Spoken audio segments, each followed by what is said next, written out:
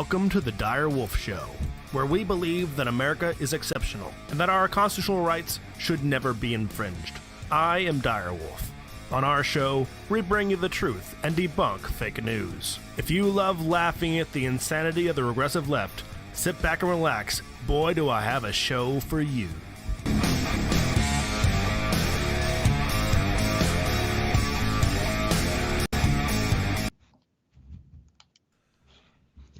Welcome back, Wolfpack. Dire Wolf here for another weekly news recap behind enemy lines on YouTube, where speech is not free and the truth is demonetized. As you may have noticed, we're a day early.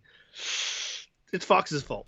Alongside me is my co-host and producer, Fox Trevize. How you doing, buddy? Good. I'm actually as far away as possible. After we had our meeting last week, after I went the other direction, you decided to even abandon your house and went further away from me as far as you possibly could. Yeah, the natural distance between our two abodes was not enough.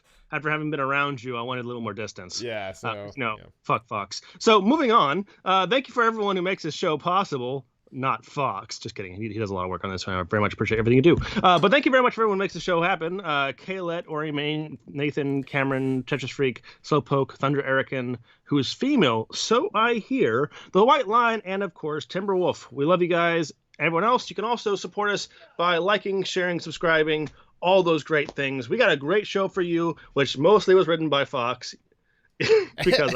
And only because I didn't do work today.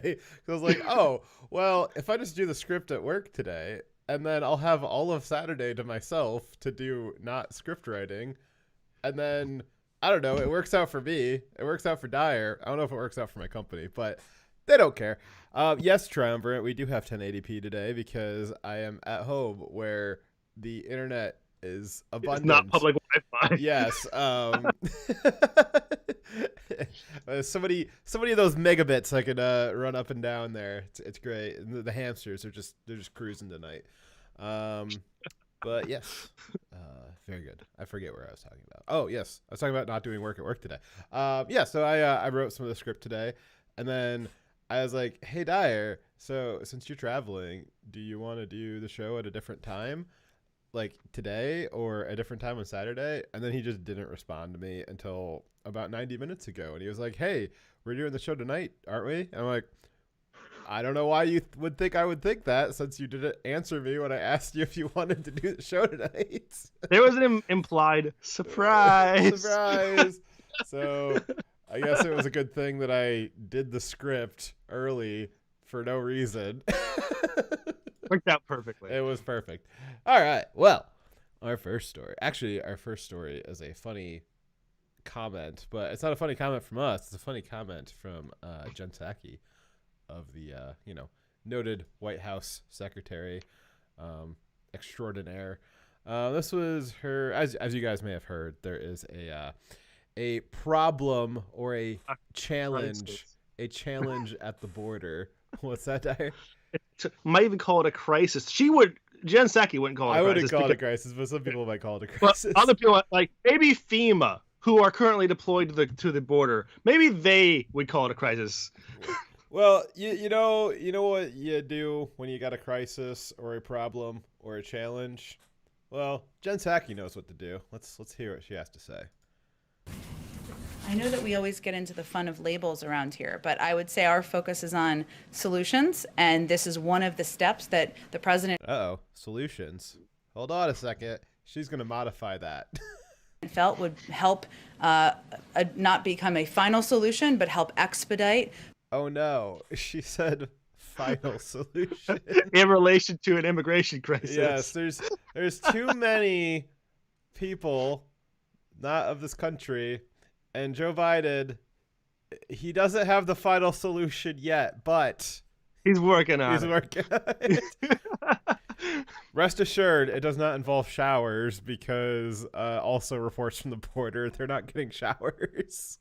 So far, the plan seems like shoving 1,500 times the amount of people that are supposed to be inside the facility into the facilities without enough proper food, hygiene, or blankets or bedding.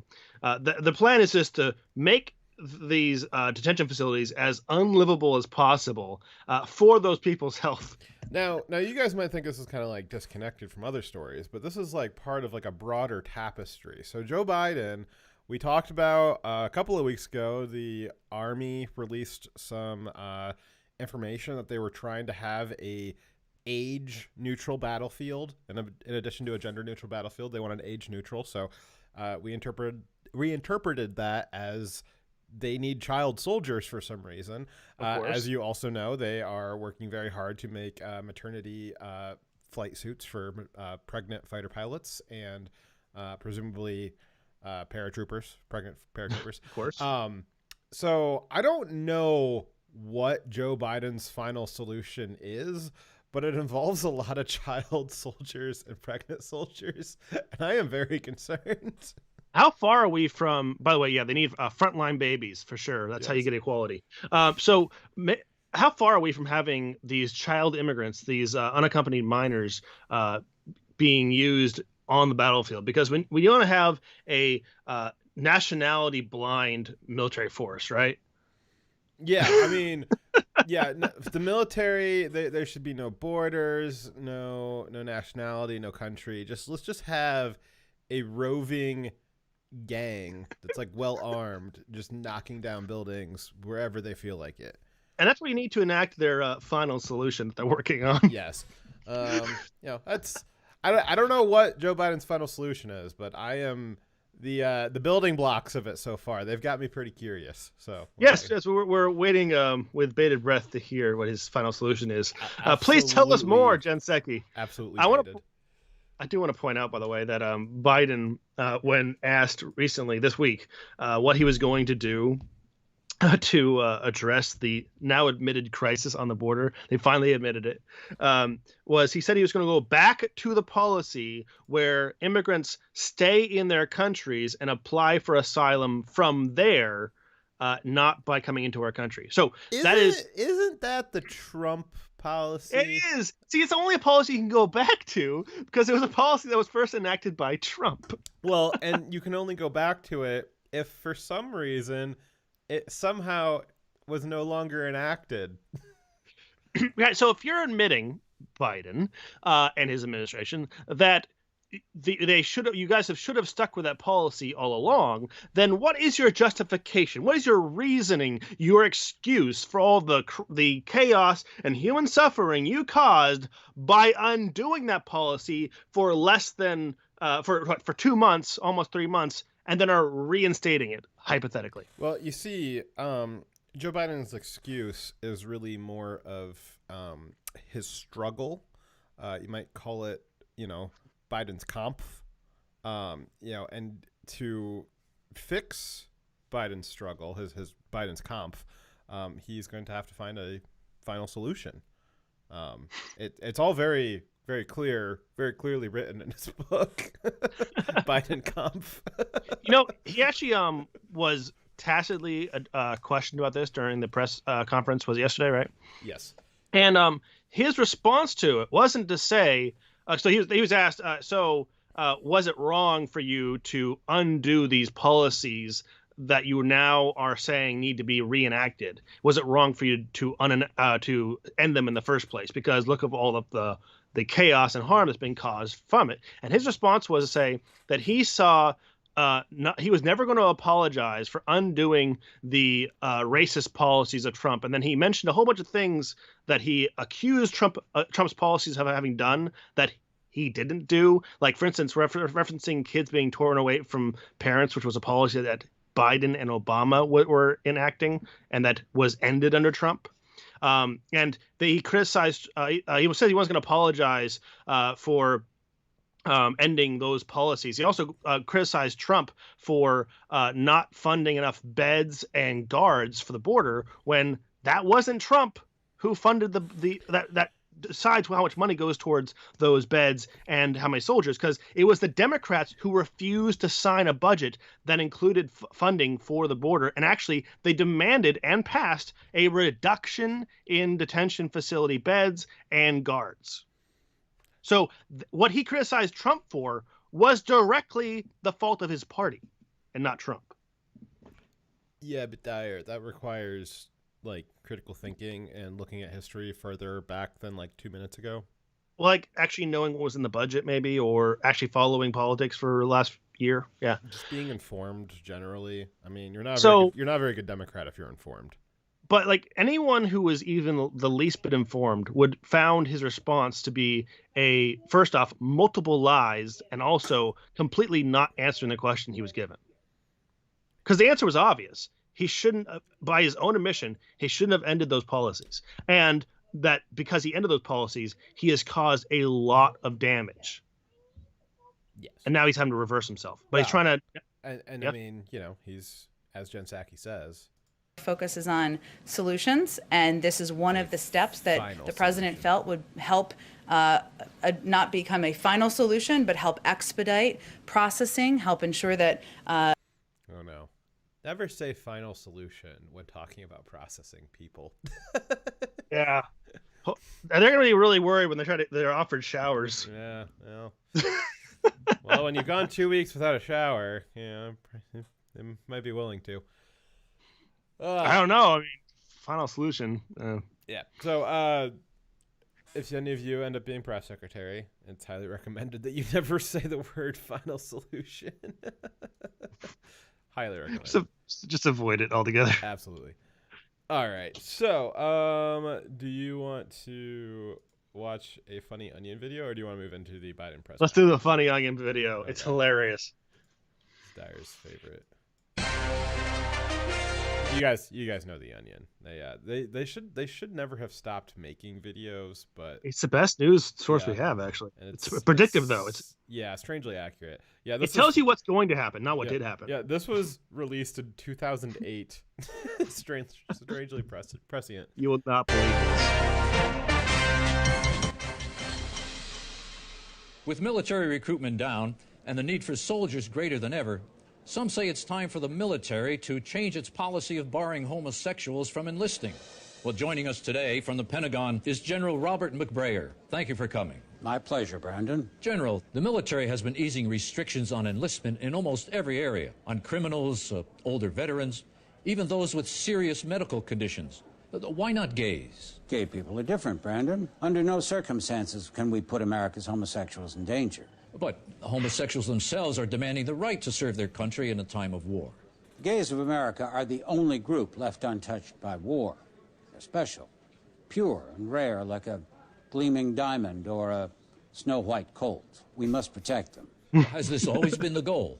It has been the solemn oath of every man in uniform to lay down his life in defense of America's precious, precious homosexuals. How many soldiers' lives is the life of one gay man worth? 7. General, tell us about the don't ask, don't tell policy, which many see as discriminatory. The reason we instituted that policy was because we knew we would never be able to keep out all the gays. To know that any of them managed to enlist and put themselves in harm's way, it would break our hearts. All of the top commanders know. We love them too much. So you're saying that the military's entire purpose is to fight so that homosexuals don't have to. Nor should their fragile psyches be subjected to the horrible sights that occur on the battlefield. Their pure minds should be reserved for thoughts of man-on-man or woman-on-woman romance. Well, thank you for clarifying this very sensitive issue for our viewers, General McBrayer. My pleasure. God bless America and her gays. And as Dyer can confirm, all of that is true. All of it, every So word. you have a captain. That's so funny. And that was a jab at conservatives, actually, way back in 2008. But it's still funny. It's one of the few leftist meme stories that actually was funny. Onion used to be pretty funny. I mean, they're still relatively funny, but they got a little woke. But one thing about our side is that we are plenty capable of laughing at our own side. Yes.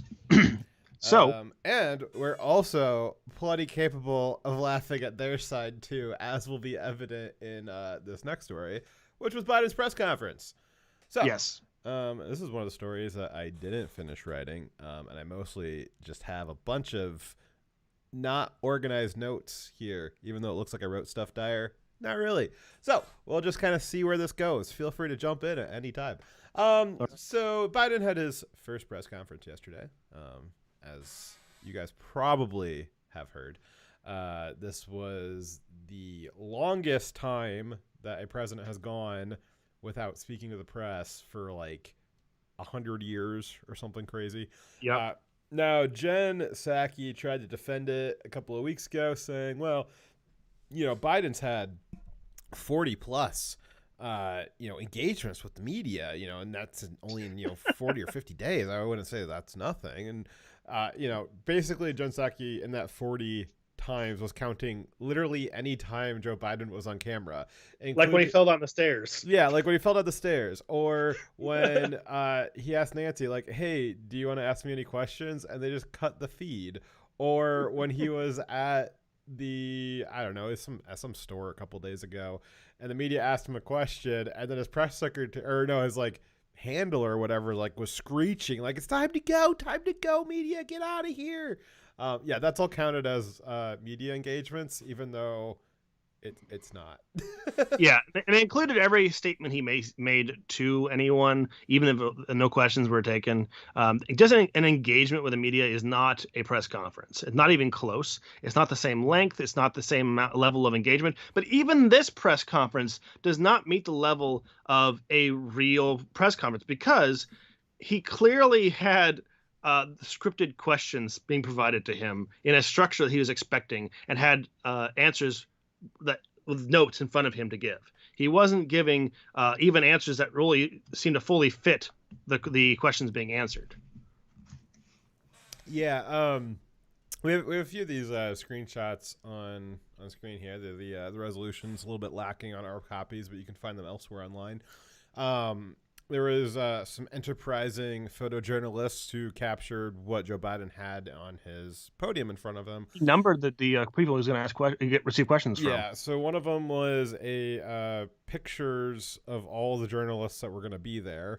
And yeah, he had numbers next to him. And then presumably some of the text on him had some description as to like who they were and like what questions they were going to ask.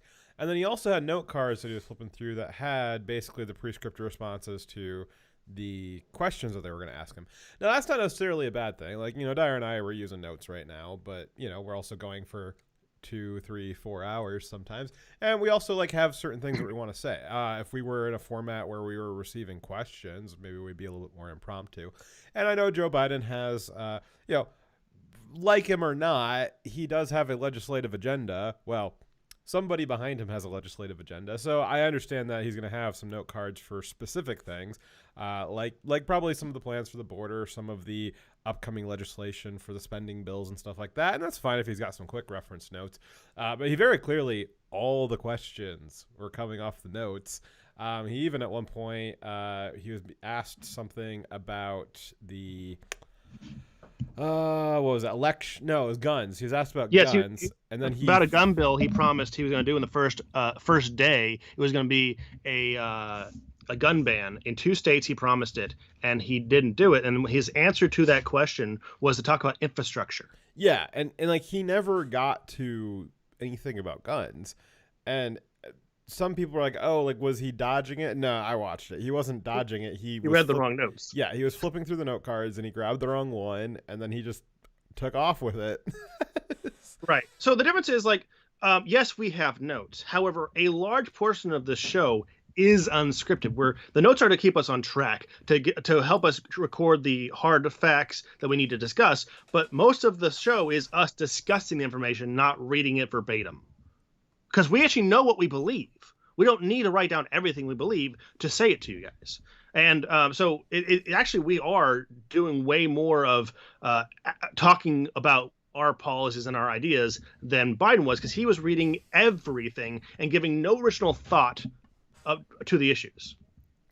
When he was giving answers, they weren't the best answers.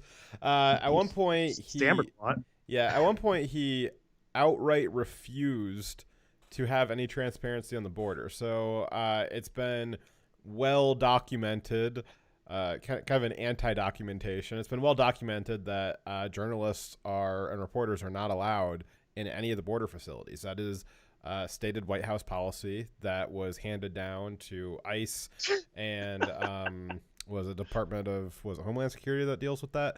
Yeah. So that's been stated policy, and Joe Biden admitted that, and he said no, like we're going to maintain that. Journalists asked him during this press conference, "Are you going to allow us into the border facilities to take pictures and interviews and stuff like that?"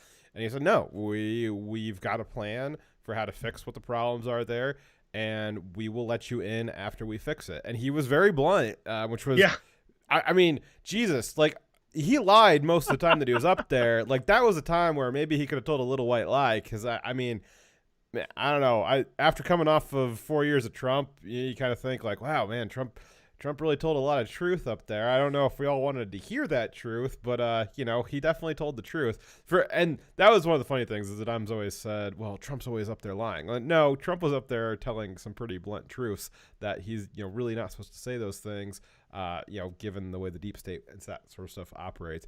But Biden's not really supposed to sit there and say, well, you know, we're not going to let the media in until we get it just right so that it looks good, because obviously it looks bad right now. We don't want the media in there. Like, you're supposed to say that in like the backroom meetings, not in a press conference being broadcast. And he's actually admitting that the conditions are terrible and inhumane. The thing that he's been denying all this time is saying, oh, it's not that bad. It's not a crisis. He was saying that up to this week, they were saying it wasn't a crisis. It wasn't a problem, that everyone was being treated humanely. But then saying, we're not going to show you until we fix them, is basically admitting, yeah, we know they're inhumane. And we'll only show you. You only get transparency once we've made the what's the term for a false city like they have in North Korea? Potemkin Village. A Potemkin Village. They're going to set up a Potemkin Village, detention village, for us to have people come in, take pictures of this perfect setup that isn't actually what the rest of them look like. Well, that's what they're going to. Well, once Biden implements his final solution, there won't be anything to take pictures of. Just a bunch of ovens. Oh, no. I mean showers. You mean cookies. Let's see. Biden, several times he lost track of what he was talking about. There was like three very specific times where it was really bad, where he completely lost track of his train of thought and just stopped talking. Dyer's going to keep talking while I look up that clip, though. So, okay, yeah, it was clearly he was starting to talk about something, then lost his train of thought. You're going to talk about something else while I look up the video so we can watch it. Oh, well, I was kind of setting up the line. Okay, well, I don't know how quick I'm going to be able to find it. Fair enough. So he stammered. He lost track of his words often. He was essentially refusing to answer certain questions because he grabbed the wrong cards. It was a complete train wreck. And then on top of that, he sounds like he was a dying motor from beginning to end, as he was slowly starting to lose power. Even the first word of his press conference, he said wrong. He said the word tonight wrong. I found this clip here. So this was probably like one of the worst ones, and it was kind of like, it was a little bit more than like, oh, it's a funny Biden gaffe. It was like, oh man, like, is he okay? Like, maybe somebody should check on him, because I don't know if he's okay. Let's watch. So the best way to get something done, if it holds near and dear to you that you like to be able to, anyway, we're going to get a lot done, and if we have to, if there's wow, that was inspiring. I talked to my 96 and 98-year-old aunt and uncle today about this clip, and they agreed with me, like, yeah, this is elderly abuse. They should not be doing this to him. Yeah. Like, if Joe Biden was in a nursing home, like, some Democrat would definitely vote for him. He'd probably be dead if he was in New York, though. Yeah, definitely. We also learned that Joe Biden is planning on running in 2024. which is He said he couldn't think that far. He couldn't plan that far in the future, though. which is a little concerning that the president of the United States is unable to make a 4-year plan. Typically, that's approximately the increment in which you should be making plans for the future is approximately 4 years ahead of time. Though, again, this is one of those times where I think he's telling the truth. I think that Joe Biden's career is highly evident that he is unable to plan 4 years in the future because he is very often wrong about major foreign policy issues. There was during the maybe we'll dig it up again someday, but during the campaigns this past year, there was a list brought up of Joe Biden's foreign policy gaffes over the last 20 years, where he would advocate for a position and it would just be proven like the complete 180 of what the situation actually was, just a year or two later. He's always wrong with foreign policy. So I also point out that go on. Just him saying that he's unable to plan more than a couple of years ahead of time, certainly not out to 4 years ahead of time. That's eminently believable. Yeah, though I want to say it's not the norm for any government official, particularly the president. So usually the president has a 4-year plan as a minimum for justifying why you're voting for them. These are the things I'll do in the term you're giving me. But on top of that, usually they have to work into their 4-year plan the bureaucracy's 20, 30, and 40-year plans, because the military, the economy, power, they all have these long-standing projects and things they're doing that require incremental improvements over time. It's often worked into the budget. Long-term planning is often passed on to president. Each president is saying, hey, here's the projects we're working on. And then you can they have the choice of continuing them or ending them, but they have to be able to plan far beyond the presidency, because their actions in that 4 years they know they have will affect the entire country on the long term, and they have to make those incremental changes. So if you have someone who can't think long term, can't think beyond themselves, they shouldn't be president. Well, Dyer, there is another group of people who don't see a point in making plans 4 years ahead of time. Do you know what that group is? Who? It's old people who don't think that they're going to be alive in 4 years. I was going to get to that. So Oof. I think whether he dies or whether he leaves because he's incompetent, I think it's a foregone conclusion. He is not going to make it the 4 years. Yeah, my grandparents, when they were his age, they also did not have 4-year plans, and it's sad, but I understood why they didn't have 4-year plans. So there is that. I'm sure Kamala, if you ask Kamala what her 4-year plan is, I bet you she's got a real good answer for that. Probably a very, very scary maniacal cackle, which Dyer should probably find that clip for later in the show while I'm reading, because that was pretty terrifying.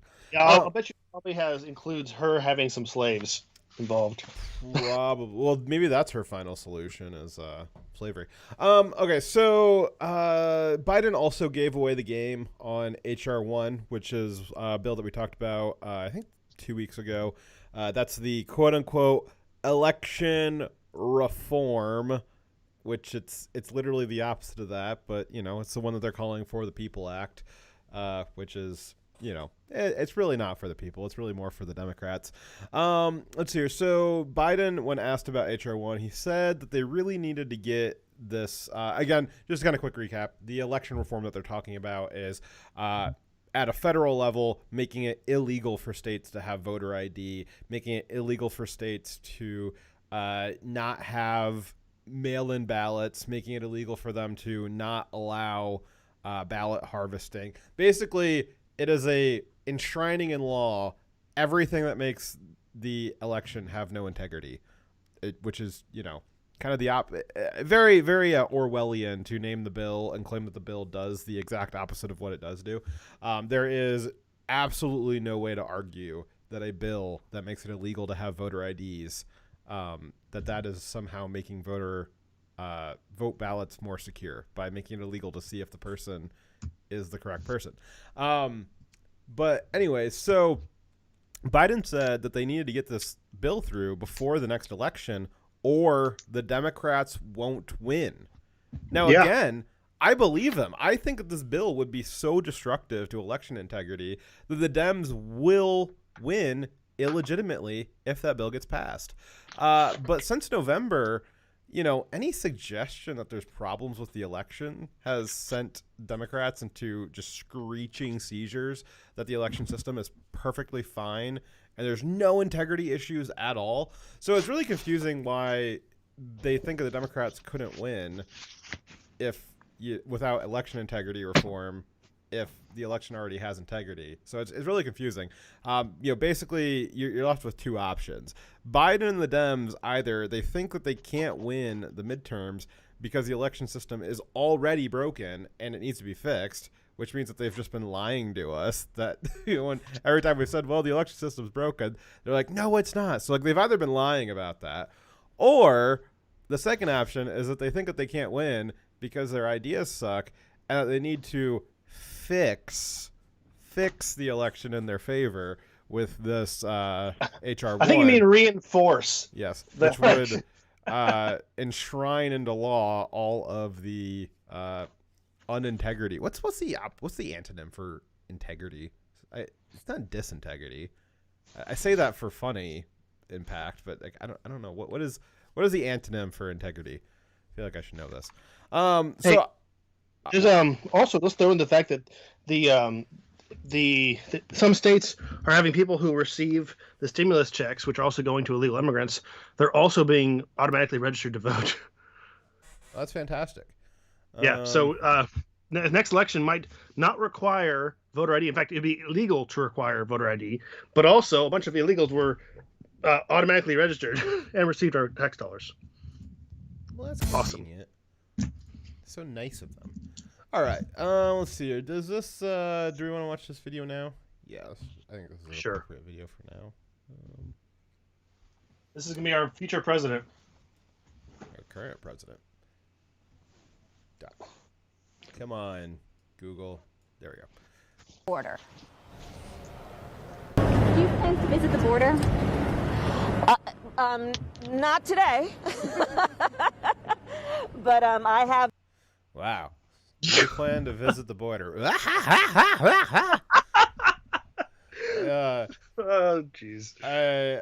That is so. There's a lot of other female Democrats who have a similar tick. It's kind of a nervous thing to fill in the gap when you're asked a question that you don't really want to answer. I mean, everybody's kind of got their filler words and their ticks and their kind of things that they do and they say in stressful situations. Kamala and Hillary Clinton as well. Some of the other Dems do too. They have the unfortunate curse that their tick is to cackle like the Joker. That is so. There is an absolute crisis at the border right now. I mean, some of these facilities, even the ones for children, are at like quadruple digit percentages, like 20,000-30,000% over capacity. I think the one was at like 26,000% over capacity. It's like absurd.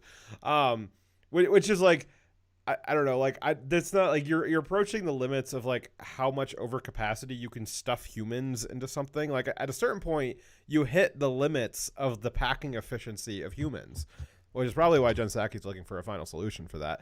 But either way, the correct response to, hey, are you aware of the problems on the border? Are you planning to go down there and see them firsthand?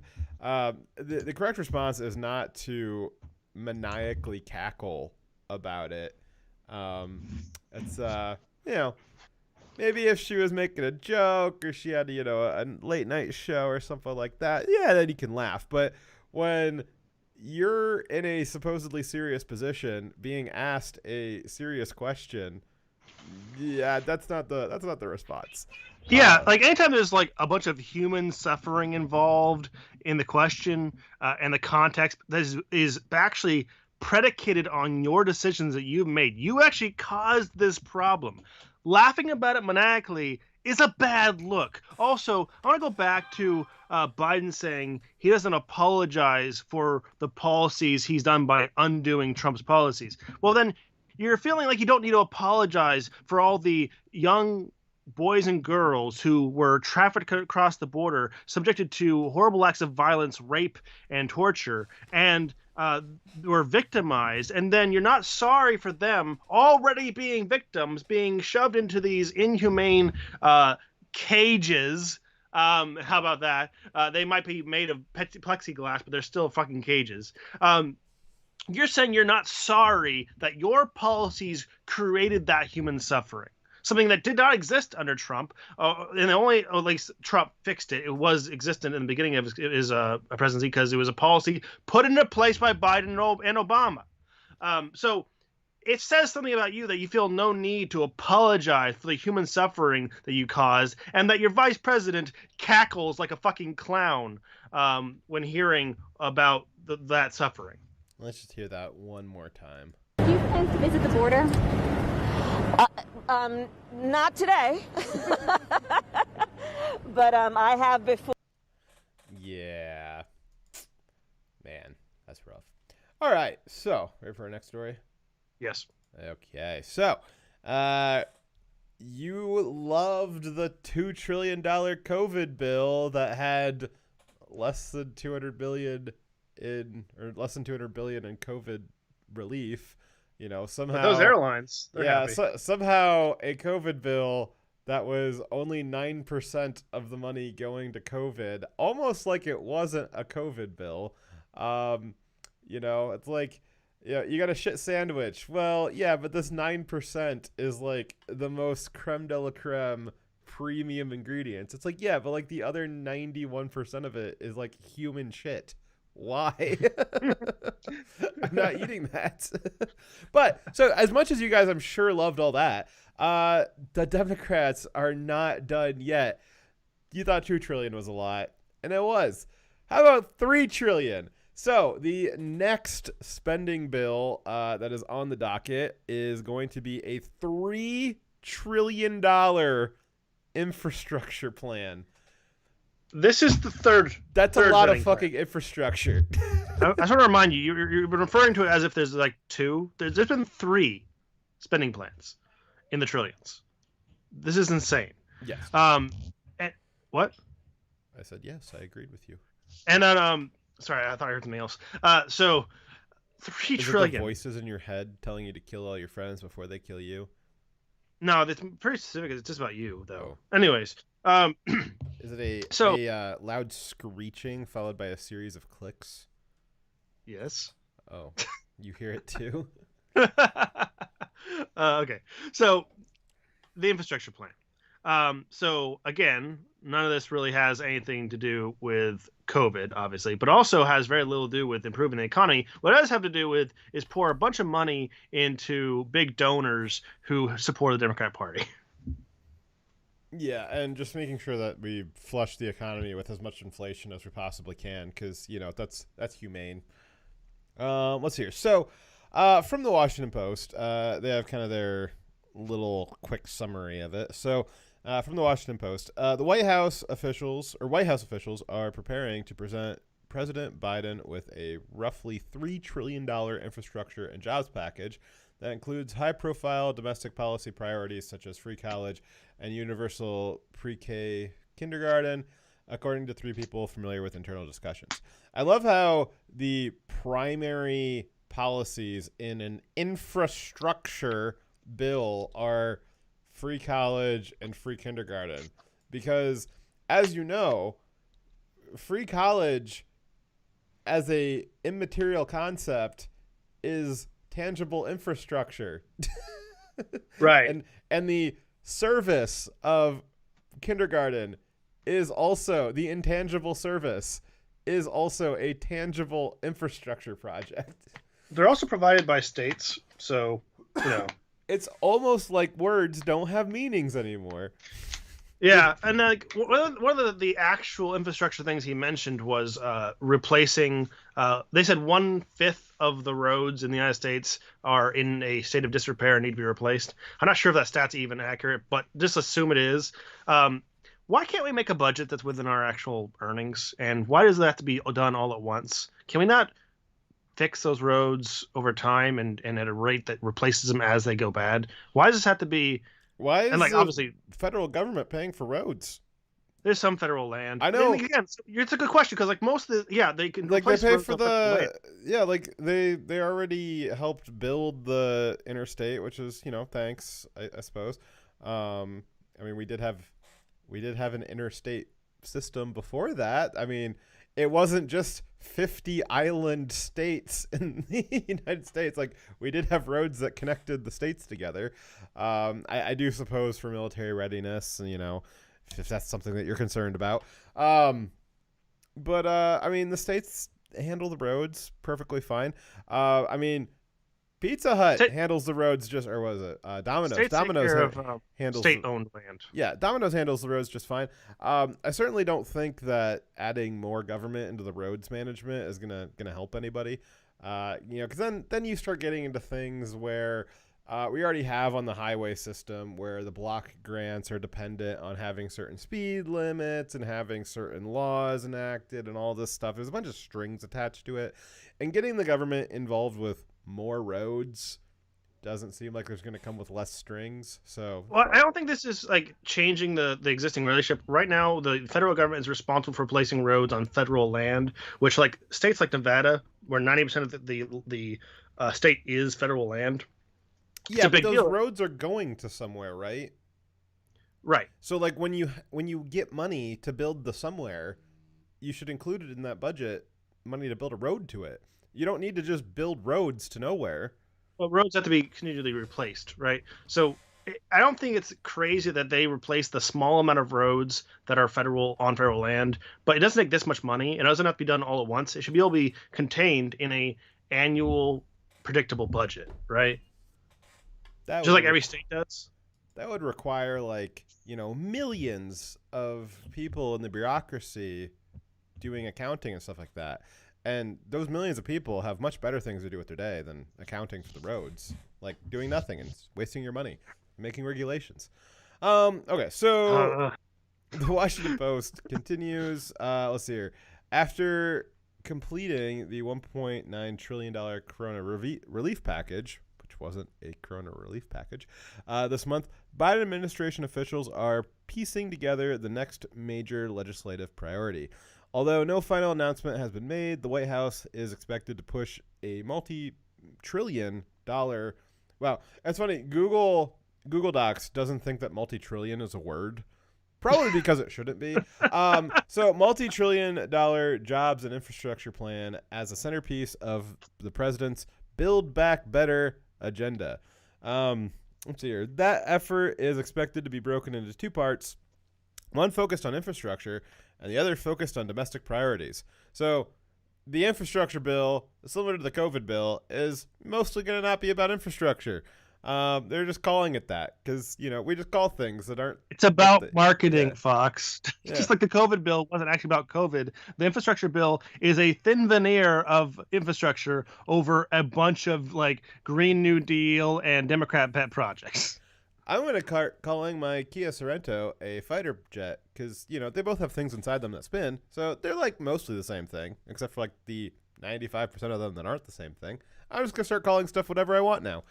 This is a common strategy that they label things to intentionally deceive you about their content. Well, remember, Dyer, we don't, as much as you like putting labels on things, we don't want to go around just calling things final solutions or anything like that.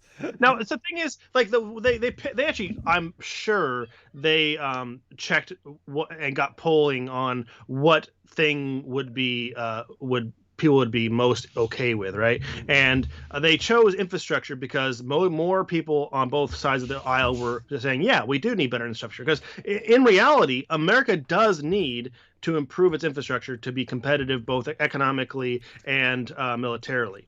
But that's something that both Republicans and Democrats agree on. So they call this package that because they know people support that idea, but then the actual contents have very little to do with that. Yeah. Now, I tried to find anything more specific on this bill since this is probably going to hit the floor in the next couple of weeks here. I was expecting to find, like, I don't know, a list of things that were in it. And there really isn't a list of things that are in it yet. It's still very in the cloudy phase. The rest of the Washington Post article and most of the other articles that I read about it could basically be summed up as, well, it's going to have all the good stuff in it and none of the bad stuff in it. And thank you, Joe Biden. Like that's mostly like what the summary of it was. So hopefully in the next few weeks, we'll see something a little more tangible as to what's actually in it. Although, you know, if it's anything like the healthcare bill, we may have to pass it before we find out what's in it. That's fun. I mean, that's no joke. It's probably gonna be way big and too long to read in the time for which they give you to vote on it. I do know that our founding fathers intended for the legislature to basically be like a round of 3-card Monte, where you just, you know, you just shuffle the bills around upside down, you pick one, and whichever one you pick, like, that's what you got. Lucky you. We had a couple comments from Triumphant, by the way. He pointed out that Biden did indeed say that he joined the Senate 120 years ago. He said that now for a second time, by the way. This is the most recent one. Yeah, some people were calling that a joke. And I think it was a joke. I just don't think that Joe Biden's like very good at delivering jokes. So like Trump was funny, which kind of like a rare thing for our politicians. Though some of them are trying to be more comedians than they should be. But Biden, I think Biden was trying to make a joke, trying to play off that he was old or whatever, because he's done that before. But it just didn't.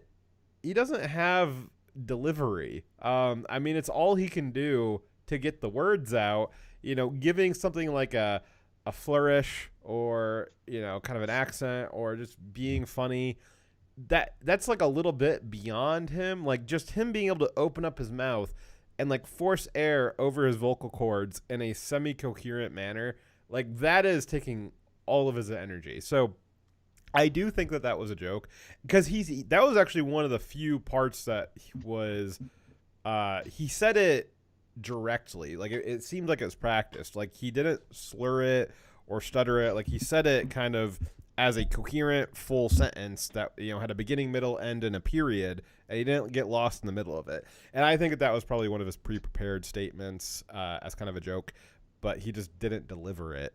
You know, a lot of what a joke is when speaking it is the verbal delivery and, you know, kind of moving your voice around the vocal register a little bit to kind of indicate like, you know, oh, I'm being a little bit cheeky here. But he didn't deliver that at all. So I don't think that he said that as an accident. I think it was a deliberate joke. I will give him that. I know some people are trying to say like, oh, he doesn't know how old he is. No, I think that was supposed to be a deliberate joke. It just sucked.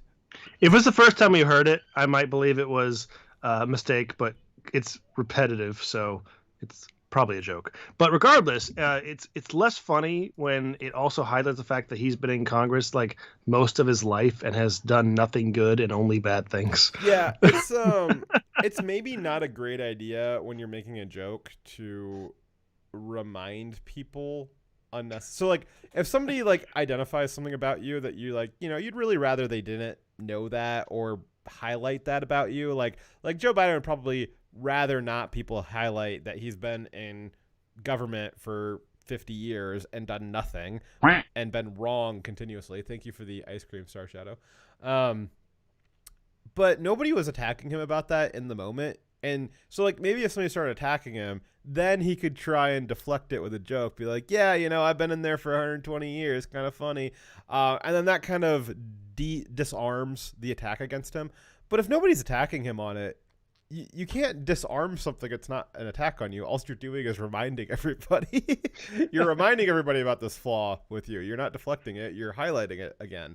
So, you know, he's not very tactful, which, again, I think has been a hallmark of being unable to plan 4 years ahead and not being tactful has been a pretty consistent Joe Biden way that he conducts himself. Certainly for the last 50 years. Alrighty.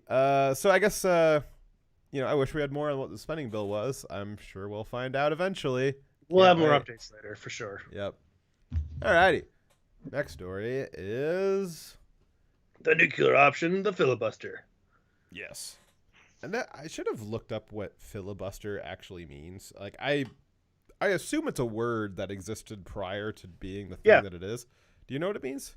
So I'm going to double check, but I believe filibuster means someone giving a never-ending speech. That is the word for it. Oh, okay.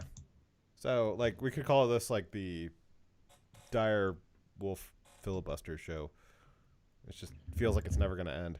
Okay, so here's the definition by dictionary.com. An action such as to prolong speech that obstructs progress in a legislative assembly while not technically contravening the required procedure. Does it have a definition outside of A legislature? person engaging in unauthorized warfare against a foreign country. Wow, what an appropriate word to select to describe speech and debate. A person engaging in unauthorized warfare against a foreign country. Wow, I did not know that definition for that. Does somebody engaging in a filibuster, does that make them a filibusterer? Yes. Okay, so the filibuster. So we got a few kind of different segments we're going to go through here. So we got the how the filibuster used to work. Then we have the how the filibuster currently works. Then we have what the proposal to change the filibuster is. And then we have what is the response that is possible if the filibuster changes. So first spot is how did the filibuster used to work? So and Dyer, you and I can just go back and forth on these segments here. Okay. The filibuster is not so much a thing in itself as it is what the Senate is supposed to be. It's supposed to be debate. But giving it a goofy name makes it a little bit easier to talk about, I guess. And it kind of gets, and it's a little bit easier to talk about getting rid of the core pillar of the republic. If you give, the entire point of the Senate was to be this slow, deliberate body, and it was supposed to be debate. And the filibuster allows you to keep debate open forever. And so, if you just say like, oh, if you just give it this name, it's like, oh, we'll just call it the filibuster. Like, we should get rid of the filibuster. Like, that's trying to rip the core out of what the Senate was supposed to be. That is the thing, the filibuster, this idea that you can have infinite debate is kind of at the core tenet of what the republic was supposed to be. You might as well say, let's end the Congress. Yes, like you always say, like, well, why don't we just abolish the Senate? And I mean, the Democrats have already done that. I think the Republicans helped them. I don't know what the history on it is. Let me backtrack on that a second because I don't know. The Republicans were opposed to it. I don't know what the specific history on it was, but the way the Senate is currently, like I'm sure you guys know, is not how it was supposed to be. It was supposed to be senators appointed by state legislatures. They weren't supposed to be voted on directly because that was what the House was. The House was supposed to represent the people, and the Senate was supposed to represent the states. And then that got changed along the way, and now the Senate represents the people too, which isn't what it was supposed to be. So the Senate has already been bastardized from what the original framing was. And now it was supposed to be a slow body that represented the states. They've gotten rid of the representing the states part, and then now they're trying to get rid of the slow part. Like, the whole point of it was to be slow and for the states. And they've already gotten rid of half of that. Now they're targeting the other half. Go ahead. Right. So from its conception, the Senate was given the right of unlimited debate. It was unending and could not be closed even with a vote. As long as someone had something to say, the vote stayed open. This was immediately used as a tactic to hold up legislation. But holding up legislation was the whole point of the Senate. It was intended to be more deliberative than the House, and would basically it required that they be doing more debating than the House would, and thus would act slower, and that was allowing so that a change in leadership or majority couldn't make huge swings in policy. Now, I know that liberty may seem like a quaint idea in the era of 3,000-page bills, but the founders really intended for the legislature to be a default of not passing bills. You can really see that in the Constitution, where it is a bunch of negative liberties. It's a bunch of things that the government can't do, as opposed to other countries and other systems where it's positive liberties. It's a bunch of things that the government gives to you. The founders presumed that we already had all of these rights just in our nature, and the Constitution was meant to restrict the government from infringing on those many rights. It's called negative liberties. And so the default that they intended, or that it appeared to be, the default intention was that Congress, the legislature, would default to not passing a bill unless they really needed to pass a bill. And so unlimited debate in the Senate is in line with the intention of defaulting to not passing the bill, making it easier to pass the bill, making the legislature a default pass is the intention of tyrants. Tyrants want the legislatures to be default rubber stamp a bill, whereas the founders very uniquely, and the Democrats have tried to bastardize this uniqueness by saying, like, well, look at all these other countries. America must be doing it wrong. No, America was doing it different by intention. It was really the first time that we'd ever seen that, where it was not meant to be a rubber stamp body for a tyrant. It was meant to be something that defaulted to not making new rules. That was the intention, was let's have it biased towards no new rules. The Democrats, with ending the filibuster, with ending this idea of unlimited debate, you're trying to turn it into a default pass where it's much easier to pass and it becomes more of a rubber stamp body. They also were in support of less control of the government. And when the government is less likely to pass new laws, that also means less intrusive, less powerful federal government that has less power over an individual's life, and that there's a huge disincentive to adding a new power or a new restriction to the federal government. Yeah, it's a giant hurdle that you have. If you want to make new rules, it was meant to be a giant hurdle because the founders had just come off of a monarchy where it was, rubber stamp parliaments and just whatever the king wanted. And they were like, no, that we're not going to do a default, pass bills, a default rubber stamp for everything. No, we're going to do the opposite. It's going to be a default not pass the bill. Default, don't make new rules. Default, don't make the government more intrusive into people's lives. And this really goes for the left and the right. Anyone that is arguing to make it easier to pass legislation is probably tyrannical in their nature. That they would rather these bodies be rubber stamp bodies. And again, goes for the left and the right. The right has argued for ending the filibuster when it was convenient for them. The left has argued for it when it was convenient for them too. It's not. This isn't really a partisan issue. It's actually should be bipartisan that we should keep the filibuster to maintain the integrity of what the Senate was meant to be. Thank you, Voracious Blackston, for the lemon. Much appreciated.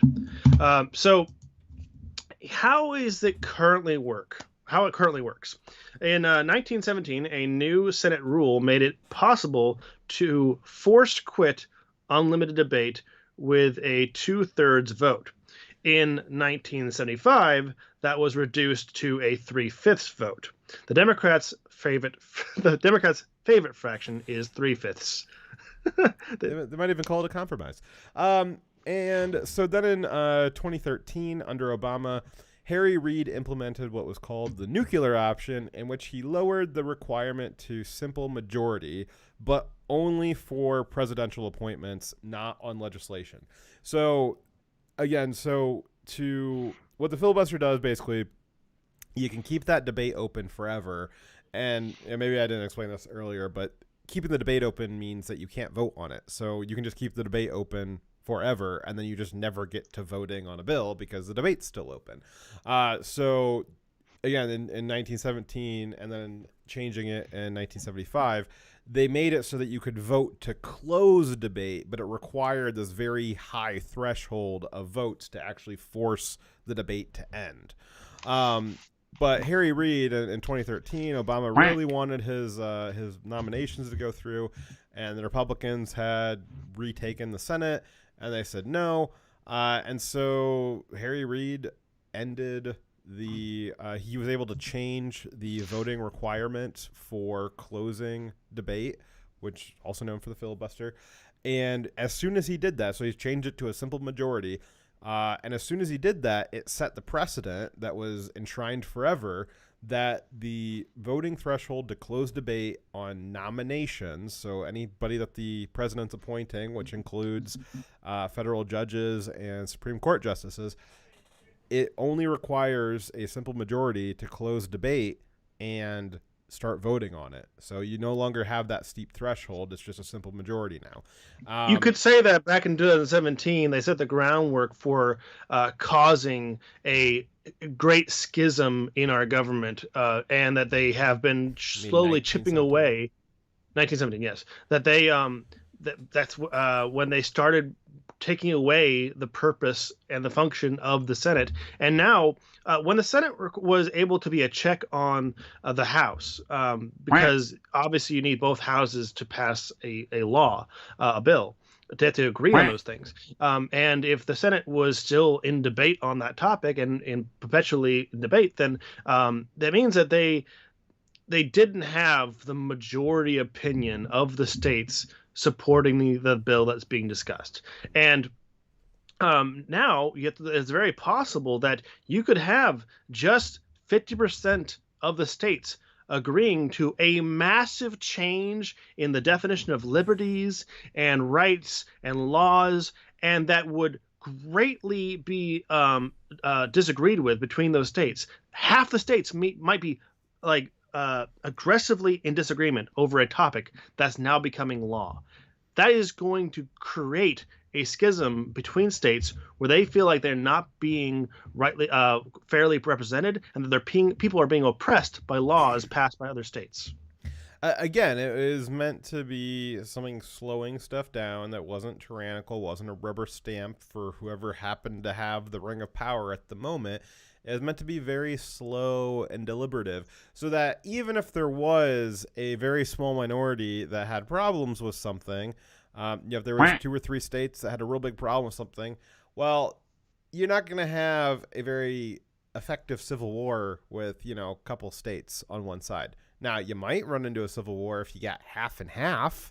That could be a problem.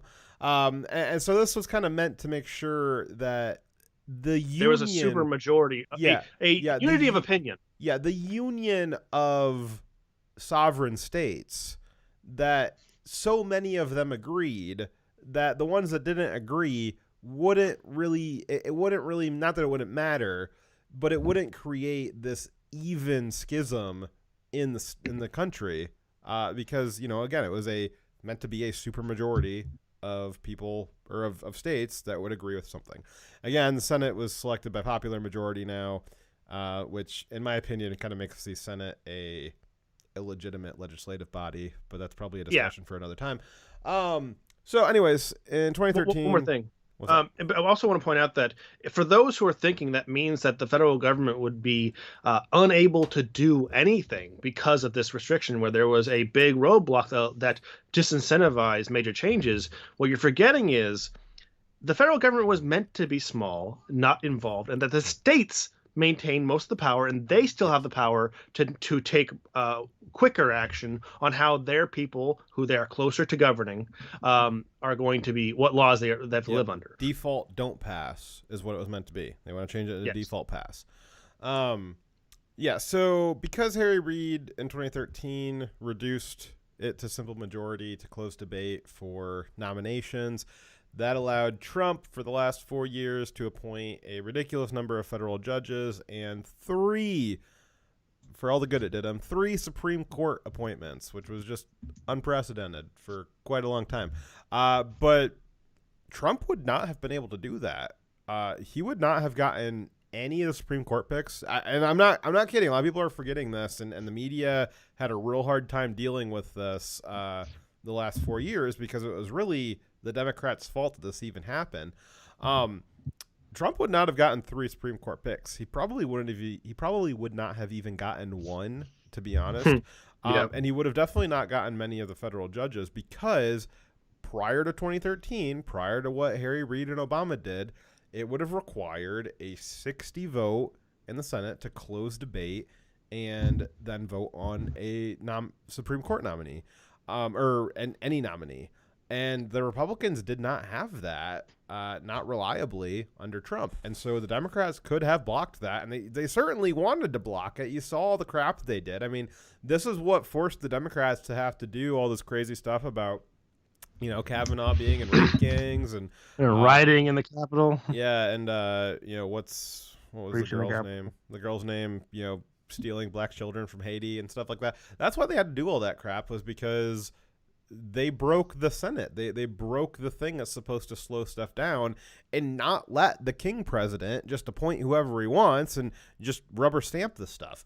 I like that Trump was the one who was able to use that, but I would have much rather had the filibuster stay intact for that, because now We said that when Trump got his people through as well. Yeah. We said that, hey, we didn't support this thing happening, but now that they've already broke it, they can't say we get to use this rule and you can't. Yeah. So they did that for nominees. Now they want to do it for legislation. Dyer, what are they proposing? So what is going on with McConnell? He says No. what McConnell is going to do. No. Sorry. No. Oh, up here. Yeah. So what the proposal is. So the even 50-50 split in the Senate is threatening to roadblock most of the Democrat legislative agenda by keeping debates open perpetually and never voting on anything, which is fantastic. That is exactly what I want out of the Senate. Don't allow half the states to rule over the other half as well. Unironically, yes, more or less votes, please. We would rather default to having less things passed that are big sweeping changes. We're happy with that. Yes. Bread lines, like Bernie says, Gulags are good things. Yeah, Red they're, lines are good. Yeah, your voting lines, your lines of bills coming out the doors of Congress, just sitting on the steps singing songs to each other, waiting to become bills. Having lines of that's a good thing. That's a good thing. Yeah, you don't want them passed. The I'm just a bill. Well, we'll just keep sitting there in Capitol Hill because you're not going anywhere. That's what I'd like to see, rather than having. Could you imagine Schoolhouse Rock trying to make that today? That would have to be a really fat bill to be accurate. Anyway, is the vice president the deciding vote then in these 50-50 splits? Yeah, so it is actually, I think it's unclear right now whether or not she's technically allowed to vote. So if there's a tie in the Senate, the vice president gets the tie-breaking vote. It is, to the best of my knowledge, it's unclear or untested whether or not the vice president can vote to close debate. So they may get to the point where they want to close debate and they go 50-50 split and it gets handed off to Kamala to break the tie. And it's not really clear if she's eligible to vote in that kind of a vote, because that's not voting on legislation. It's voting on a motion to do something. It's procedural, and it's unclear if she has voting rights in procedures. That's probably something that people are going to have to start investigating a little bit more. Maybe we'll do some more research on that for next week. But That's something that's not been tested because this is kind of a new thing. Yeah. So obviously, before, when it required a more than simple majority, you would never have been in a situation where there was a tie vote on closing debate. So the vice president would have never come up, because it would have always been way beyond the threshold anyways. So I don't know. It's interesting. I guess we'll find out together.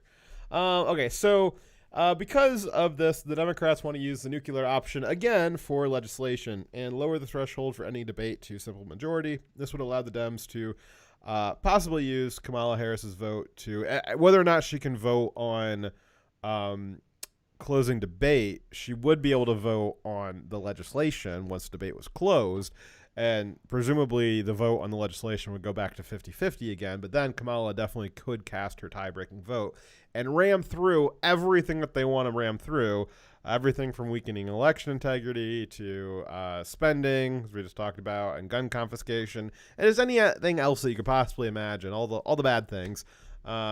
they would be able to ram all of that through. But fear not, because Cocaine Mitch, he's on the, I don't know what he's on, but he's on cocaine. He is not going to let this go down without a fight. Yeah, I have zero faith in McConnell, but here's what McConnell's going to do. It's like cocaine. Surprise. So if they do this, McConnell said that there are other methods available to him to slow down the legislative agenda. Among these options are adding extremely long 2,000-plus page amendments to every bill. Amendments that have the right to be read in full on the floor, which can eat up a non-insignificant amount of time, and is definitely something they should do. So every single time they'll require like up to a week of reading very slow, 2,000 or more, whatever number of pages they want to submit. There's no upper limit to it, by the way. Yeah, it's funny because it's like a second version of the filibuster that nobody realized that we had. And it's like it's kind of funny because well, we're not allowed to talk during debate. That's fine. We'll just talk during amendments. It's pretty easy. And there is nothing. There's nothing to do that you cannot close off adding amendments. Like that would be a real fundamental breaking of the things that the Senate does. I don't know how they would even go about preventing that. It'd be yet another fundamental breaking of the Senate. But yeah. I want to point out that if you give people, staffers, the job of just writing thousands of random pages of wording that have to vaguely be on the topic of adding something to a bill, think of how ridiculous and funny that will be. Are you just talking about all the legislation that's been passed in the last 50 years? No. This will be intentionally pointless. Because I was going to say, because most amendments these days are in the 2,000 page range, and they are incoherently unrelated to what the main bill is. But, it'd be funny. Right. Come on. Think of all the funny things that staffers might fit into a bill that they don't, or an amendment that they don't actually plan on becoming law. Because remember, these are the point of this is to put amendments on bills you don't want to pass, right? So it doesn't have to make sense. It can be silly. It could be throwing in a condemnation of what Democrats have done, picking the wrong breakfast food. It could be anything, right? So, anyways. The other thing that McConnell's going to do is forcing a roll call vote on every single motion. This could also eat up hours and force Kamala to be on standby all day, every day, essentially removing her from the board. Yeah. So if the part of the vice president being the tie-breaking vote is that they have to be physically present. So they can't be somewhere else. They have to be there. So if they are going to do this over and over again, and if they're going to call roll call vote on, motions for anything, so I want a motion to table this, I want permission to speak, whatever, like the smallest thing, they'll call all 100 roll call votes for everybody. And it's probably going to end up being a tie because the Senate's 50-50 right now. So Kamala would have to be there, presumably to break the tie. Again, I don't know what the rules are for her voting on motions. But she would that would be her full-time job. She would go back to being a full-time senator. She would be unable to do anything else as the vice president because she'd just always be on call at the Capitol building. Which is Biden funny. should feel a little safer in that case. Yeah. She's not going to murk him while he's sleeping. Cocaine Mitch said that he had other surprises up his sleeves, but didn't say what they were. You keep your secrets then, Mitch. Keep your secrets. This is pretty funny. I mean, it's sad that we basically are having a toddler's spat among our politicians, but I'm happy that they're doing something to prevent the curtailing of our rights and freedoms and disarming of the populace and the instituting of totalitarian policies. I'm glad that they're going to obstruct that, but this is kind of like a sad moment for our country that we're having to do this. Right. Yeah. Well, I mean, the Marley was dead to begin with. The Senate's been dead for a century. Right. So we're just seeing it now. Yeah. Like this is when you pull the wheels off your car going at 90 miles an hour, you know, it's not going to immediately turn into a fireball. You're going to skid on the road for a few feet before it just explodes on you. And I think switching the Senate from a state legislature appointees to popular vote, that was pulling the wheels off of it. At that point, it's going into uncharted territory. It's not operating as intended. Everything is just up for grabs. And, you know, I mean, maybe a century seems like a long time, but I mean, our progenitor country has been around for more than 1,000. I would like to think that the U.S. has some staying power, but, you know, I don't know. We broke that thing pretty early on, and a century, in my opinion, is a pretty quick time to lose control of what the legislature was supposed to be, to have broken it so bad. You know, I don't know how we're gonna push. I would love to see the the American Empire out, 500, another 1,000 years from now.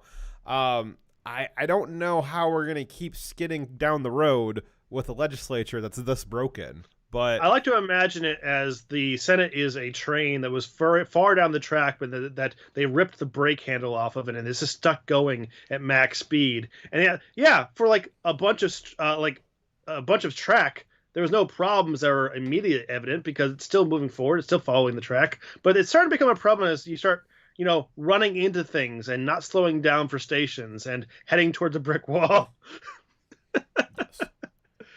So, there's this great meme of a adaptation of the trolley problem where it's not a split track, it's just one track, and there's a lever that you can pull, and there's just a bunch of people on this one track, and the trolley's coming, and it says, "You can stop the trolley at any time, but stopping the trolley will disrupt company profits." And the guy's just standing there while the trolley just mows everybody down. It's like, yes. That's how it works. So the result of these two things that we discussed earlier that McConnell might do could force Democrats to extend the working day and skip Senate holidays. Oh, poor babies. They hardly work at all anyways. Read ahead. Of which there are hundreds each year, and essentially take Kamala off the board completely for doing for doing anything but being a standby tiebreaker vote. So basically, take the vice president away from being the job of the vice president and make her a permanent senator whose only job is to do tie-breaking votes on a daily, multiple times a day basis. Take away their holidays, take away their extend their work days. That would be so bad for them. It would certainly make the Senate a lot more interesting. I'd watch C-SPAN then. Poor senators could have to stay up late and work extended hours to run out enough time to defeat Mitch's strategy. The poor babies. Yeah, I feel so bad for you. Yeah, so if Ted's next. If Mitch's strategy is to run out the clock, really the only defense the Democrats have is to make more clock by extending the hours into the night and working on weekends. You start adding, 10, 20, 30 hours to the week, Mitch's strategy is going to get a little more difficult. So I don't know how long the Democrats or just the senators in general will be able to keep that up. They bitched an awful lot during the impeachment hearings when they had to be gone from me, you soy boy beta cock. The transaction is complete.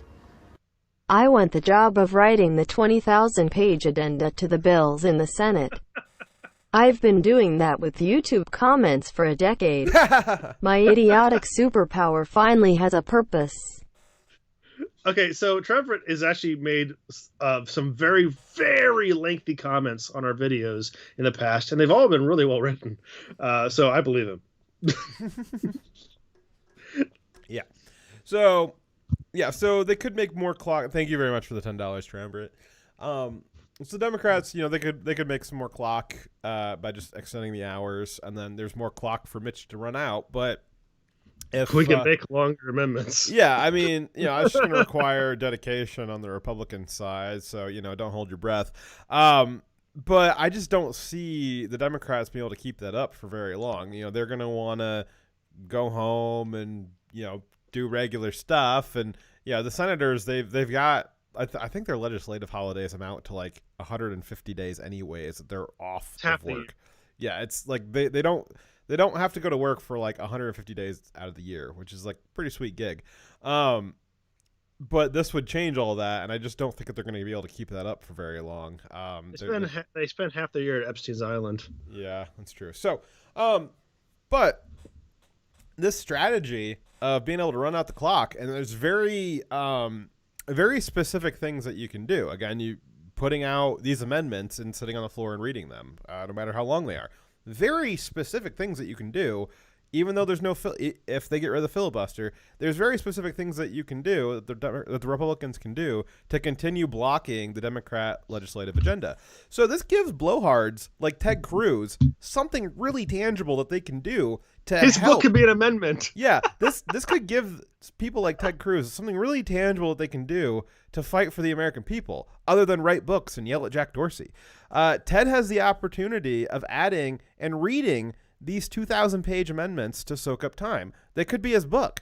So the next time you see Ted Cruz talking about how hard he's fighting for the American people by writing and selling books when he's supposed to be working as a senator, you know, he should be out there fighting for you by reading these pages. Or, you know, the next time you see Ted Cruz talk about how hard he's fighting for the American people by hosting a show for and being on the payroll of a media outlet, the Daily Wire, when he's supposed to be working as a senator, you know that he could be on the floor fighting for you reading these 2,000-page amendments.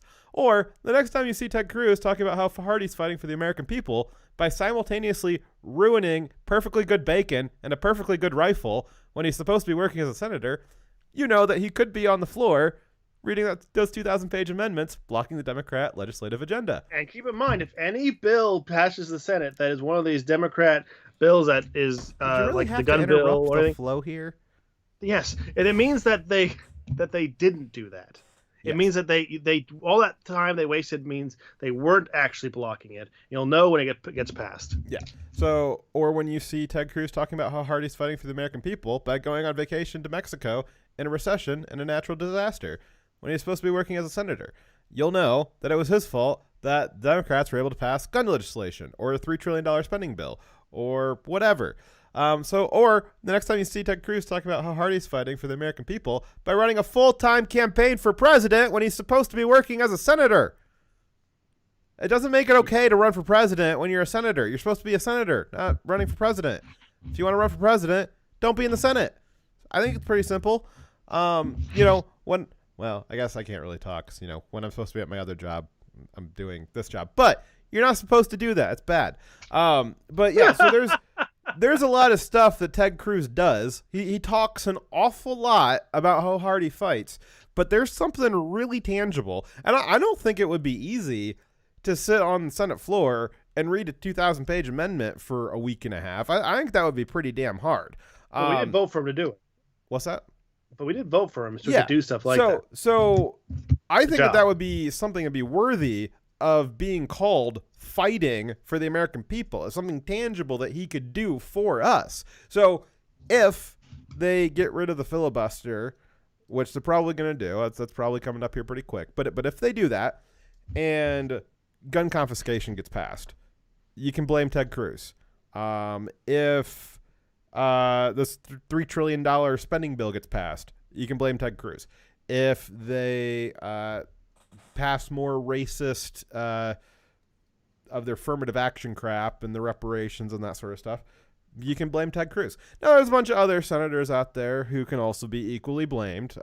But, Ted Cruz has made it his mission to do as many things that are not the Senate as possible and to make as much money being a media personality and a talk show host when he's supposed to be being a senator. That I like to pick on him in particular. Hey, so you're allowed to, when you're doing these argumentation in the Senate, provide visual and audio aids, right? Sure. So why not have those amendments read by a speak and spell super slow? I don't know. I think that's only for hearings, Dyer. I don't think that's for reading amendments. God, they gotta test that. See if it's. I don't see why not. So where Ted Cruz, like I said, I was picking on him because, he's particularly showboaty and is a lot of talk. And I've read his, I've looked through his legislative history, and he's only ever proposed and passed bills that have to do with space. Not that space isn't interesting. It's just maybe not the most pressing thing. And Ted has, for all of his talk, for all of his excellent questions and gotchas in the hearings, he has done nothing of note as a legislator. His job is to legislate. His job as a senator, and he has not done anything. He's not passed anything of note. And now you might be saying, well, Fox, you just talked about how the you don't want the Senate passing stuff, so isn't it a good thing that Ted Cruz isn't passing stuff? He can repeal stuff too. So one of the things the Senate could be doing is repealing stuff. One of the things that the Republicans could have done when we had control of everything is they could have passed a bunch of bills repealing old bills. Yes. And Ted's not done that either. So just remember that if Ted was really fighting, actually fighting, not just talking about it, if he was actually fighting for the American people, then he will be on the floor of the Senate every single day of the next 21 months up until the midterms, reading amendments and choking up the legislative progress. There are only 100 humans in the entire world with the power to block the insanity that the Democrats want to pass, and Ted Cruz happens to be one of those 100 people.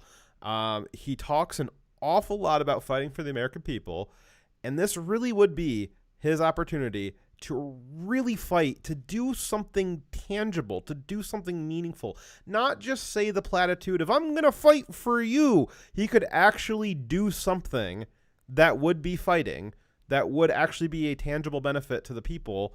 And if he doesn't, I mean, this is his test. If he does that, I will be the first one to sing his praises, and we won't make fun of him for writing books or being on the payroll of Daily Wire ever again if he does that. But I suspect that he and a lot of the other, because there's a lot of other showboaty Republican senators, not necessarily as bad as Cruz are, but they're close. I think Cotton's getting close to being one of them. They could do something here, and if they don't, if the filibuster gets canceled and the Democrats start passing legislation, you'll know that there was a way to prevent it. It's not that, well, there's just nothing we can do about it. That's how it works. No, there is something very tangible and very effective that could be done, and I unfortunately expect the Republicans to drop that ball and not do it. It's sad that we have such a low expectation of them now, but they have allowed so much happen, and they have refused to actually take action for so long. They need to prove that they will, and that's why we have such a low expectation of them. Yep. Why don't we, for the next story, we'll put the GA rep last, and why don't we slam through the Hunter Biden and the Iowa election as fast as we can, and then see if we can get back to this GA state rep. We are running low on time, so yeah, we can go through them quickly. All right. So, the Hunter Biden loophole. All right. Yeah, you guys have heard of the Charleston loophole and the gun show loophole and the the AR-14 loophole and the weighing as much as 20 boxes loophole and the what does a box weigh? Allahu Akbar loophole. You've heard of all those loopholes, but you have not heard of the Hunter Biden loophole. Don't worry, I will tell you all about the Hunter Biden loophole tonight. So, Hunter Biden's girlfriend and sister-in-law, oopsie, was in a domestic dispute with Hunter in 2018 and stole his gun. She threw it in a dumpster near a high school. Yeah, that's kind of rough when your girlfriend is also your sister-in-law. Yeah, it's pretty bad. Oops. So, from Politico, who did a good job aggregating the story together. So from Politico, on October 23rd, 2018, President Joe Biden's son, Hunter, and daughter-in-law, Haley, which Politico is very kind and not putting Haley's last name, because Haley's last name is also Biden and is also, was dating Hunter. Yeah, again, different day, this or that, whatever. So they were involved in a bizarre incident. In the family. Yeah, they were involved in a bizarre incident in which Haley took Hunter's gun and threw it in a trash can behind a grocery store, only to return later to find it gone. Delaware police began investigating, concerned that the trash can was across from a high school and that the missing gun could be used in a crime. According to law enforcement officials and a copy of the police report obtained by Politico. Go ahead. But a curious thing happened at the time. Secret Service agents approached the owner of the store where Hunter bought his gun and asked to take the paperwork involved in the sale, according to two people, one of whom has firsthand knowledge of the episode, and the other was briefed by Secret Service agents after the fact. The gun store owner refused to supply the paperwork, suspecting that the Secret Service officers wanted to hide Hunter's ownership of the missing gun in case it were involved in a crime, the two people said. The owner, Ron Palomari, later turned over the papers to the Bureau of Alcohol, Tobacco, and Firearms and Explosives, which oversees federal gun laws. And also, by the way, if I'm pretty sure the gun store owner knows that that's the correct bureaucracy that deals with firearms and not the FBI, and that there's no reason why the FBI would be taking that stuff for them. Secret Service. Secret Service, sorry. Yeah, Secret Service. They deal in financial crimes sometimes, but they and are protecting the president. Yes, but they are not the correct jurisdiction to deal with gun crimes. Not even close. Not even a little bit. Okay, so the Secret Service says that it has no record of its agents investigating the incident, and Joe Biden, who was not under protection at the time because this was 2018, said through a spokesperson that he has no knowledge of any Secret Service involvement. So, Secret Service involvement. So multiple outlets have been reporting this, but the sourcing is a little bit shaky. So the multiple outlets are reporting the same thing Politico is, that the Secret Service arrived at this gun store and asked him for the documents, right? So the sourcing on that's a little shaky because lots of outlets are reporting on it, but they've only got one source. It's just this one guy. So the Secret Service has no records of this happening, but, you know, the Secret Service will sometimes keep secrets. It's kind of in the name. I agree that it might be something that they would do. So that's not inherently debunking it by like, well, the Secret Service said they didn't do it, so they must not have done it. No. It's possible that they did it. I'm just saying that the sourcing on it's a little bit thin by only having just this one guy. So it's entirely possible that the Bidens or Hunter do have some. So this is what I'm thinking. I think that maybe everybody's right. Maybe the Secret Service isn't lying, but maybe also somebody came by the gun store saying that they were Secret Service. Now this is maybe a little bit conspiratorial, but I don't think it's that big of a conspiracy. I think it's just, you know, probably a thing that happened. I think it's entirely possible that the Bidens and Hunter have some kind of third-party security guards that are maybe the kind of security guards that'd be willing to impersonate Secret Service to intimidate a gun shop owner. I think it's really easy to forget just how much money and how much shady international connections the Bidens have. And it's really hard to imagine the types of things that you can do and the types of people that you can hire when you have that kind of money. So I think that the Secret Service probably isn't lying. I think that they probably didn't go do that. Didn't go try to intimidate a gun store owner. But I think that it's definitely possible and even likely that somebody impersonating a Secret Service officer on behalf of the Bidens went there to intimidate this gun shop owner. But that's a Fox conspiracy. So I also take that for what you will. I didn't have it prepped for the show because I didn't do this article, but I did see it reported somewhere else that there was some Secret Service agencies, officers who were unofficially providing protection for the Biden family throughout the years where they were no longer president or vice president, rather. So it may have been someone who works for the Secret Service who was not working in an official capacity, but said that they were as well. Yeah. So, and that's kind of in a similar theme to what my conspiracy is, where it's, you know, it may be a technical Secret Service officer, but they're trying to use their position, not in official capacity, but making it look like they're doing it in official capacity to intimidate this gun shop owner. So whether it was a off-duty Secret Service agent just flashing his badge just to intimidate, or if it was somebody who was just intimidating or just impersonating a Secret Service officer just to intimidate this guy, I think both are equally likely. But you know, you just don't know. So it's kind of like this, where I used to work as private security with a different company while still being in the military, which I had official authorization to do so from my commander, right? And I have a private security license from that state. And when I was working security, I didn't say, "Hey, I'm this member of the military, and I'm to providing security in that capacity," because I wasn't. It would not have been an official thing. I was doing my own personal private service, right? Mm-hmm. And realistically, as a Secret Service agent, I mean, and you've talked about this coming out of the military, it'd probably be a pretty sweet gig that coming out of the Secret Service, you retire into private security for the former president. Just as you've talked about retiring into private security after the military.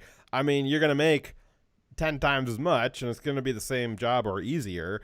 And that's probably it's entirely likely that they do have guard and security that are former Secret Service. And they also build up relationships with those security guards because they follow through their entire lives, like everything they do. So they build up relationships and trust with these security officers. So it makes perfect sense that they'd want to hire them when they're outside of the office as well. Yep. Let's see here. So Politico continues. Politico obtained copies of... Where is that part at? Obtained copies... Let's see here. Politico obtained copies of the firearms transaction record and a receipt for the gun dated October 12th, 2018. Let's see here. Hunter Biden responded no. So this was Politico was looking at the firearm transaction record, which would have had the background check information on it that Hunter filled out when he got his gun. As if you've ever bought a gun, you have to do a background check.